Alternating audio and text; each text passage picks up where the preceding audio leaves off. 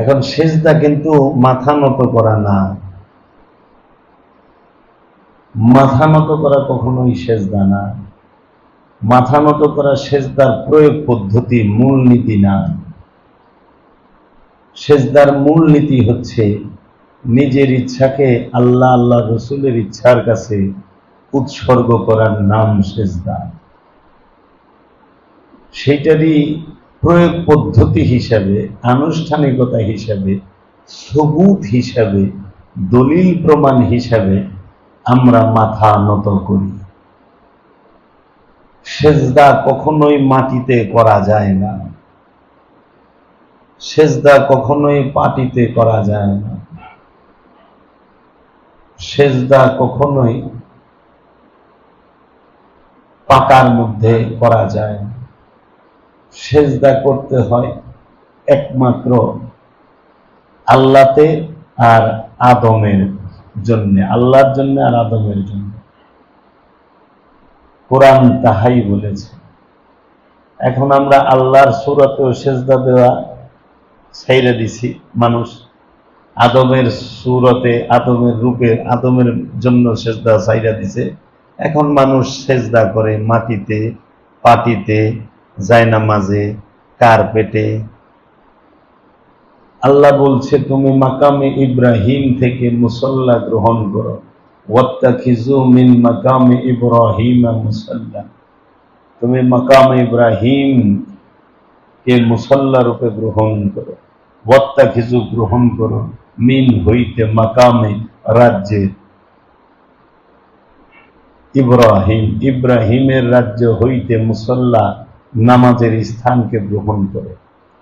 এখন আমরা মুসল্লা কিনা শুরু করছি বাইতুল মুকাররম থেকে, মুসল্লা কিনা শুরু করছি নিউ মার্কেট থেকে, মুসল্লা কিনা শুরু করছি জেদ্দা থেকে, রিয়াদের থেকে, মক্কা মদিনা শহরের মার্কেটের থেকে। মাকাম ইব্রাহিম কো এখন বলে যে মাকাম ইব্রাহিম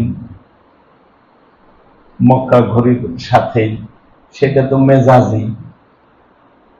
সেখানে ধনীরা যাইতে পারে, আমি তো গরিব, আপনি তো গরিব, আপনি দীর্ঘজন, আপনি কেমনে যাইবেন?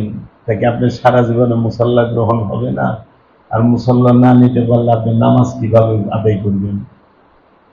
এজন্য ওইটা হলো মেজাজি রূপ মাকাম ইব্রাহিম। হাকিকি মাকাম ইব্রাহিম হচ্ছে যাহার মধ্যে ইব্রাহিম আলাইহিস সালাতু ওয়াস সালামের আদর্শ চরিত্র আছে বিদ্যমান, যিনি ওলিয়ে কামেল, যার মধ্যে আদমের এবং রবের সিফাত আছে, তিনি হাকিকি মাকাম ইব্রাহিম, সেই কামেল মুর্শিদ। কামেল মুর্শিদকে মাকাম ইব্রাহিম হিসেবে গ্রহণ করতে হয় এবং তার সাথে সালাত সংযোগ যোগাযোগ করতে হয়। আপনার কেবলাও তিনি, আপনার কাবাও তিনি। वही केबला नुमा है, जो मेरे सामने है वही मेरा केबला है। सब समय দুই নয়নকে এই বরজাকে রাখতে হবে। কেবলা অর্থ হইল উপলক্ষ,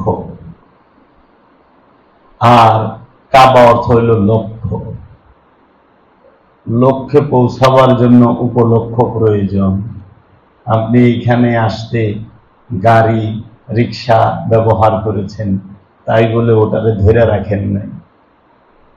এখন আসা শেষ, ওটা ছেড়ে দিয়েছেন, লক্ষ্যে পৌঁছায় গেছেন। কেবলা এবং কাবা জানতে হবে।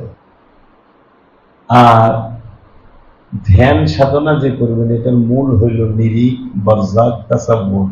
ধ্যান, খেয়াল, হুশ। হুশও গুরুর কাছে রাখতে হবে, খেয়ালও গুরুর কাছে রাখতে হবে, ধ্যানে গুরু থাকতে হবে। সেটা যদি আপনি করতে যান, আপনার লতিফাগুলো চিনতে হবে। কলব রু শের খফি আফা নফস মাকামে মাহমুদা আলা আকফায় আলা। এই লতিফাগুলো চিনে গুরু দেখিয়ে দিবে। লতিফাগুলো দেখিয়ে আপনাকে ওজিফাগুলো শিখিয়ে আপনাকে ধ্যানের বিষয়টা বলে দেবে যে তুমি সবসময় গুরুর সূরতকে ধ্যান করো। ধ্যান কখনো গুরু ছাড়া হয় না। অনেকে গুরুর পীরের কাছে মুরিদ হয় না, কিন্তু বলে আমি ধ্যান করি রেগুলার। না, ধ্যান করতে গেলে মুরাকাবা মুশাহেদা মেডিটেশন করতে গেলে অবশ্যই গুরু লাগবে। আর গুরু ছাড়া যেটা করা হয় সেটাকে বলে কনসেন্ট্রেশন, একাগ্রতা। লা সালাতা ইল্লা হুজরি বিকাল, হুজরি দিল ব্যতীত, একাগ্র চিত্ত ব্যতীত সংযোগ যোগাযোগ হবে না। তাই হুজুরি শিখতে হাজিরি দরকার, নিজ সনে রুজু হওয়া আবশ্যক। তা বাবা জান শরীফ সুরেশ্বরী কেবলায় কাবা বলেছেন। এর জন্য ধ্যান সেটা আপনাকে আপনার ভিতরে প্রবেশ করেই বিচরণ করতে হবে।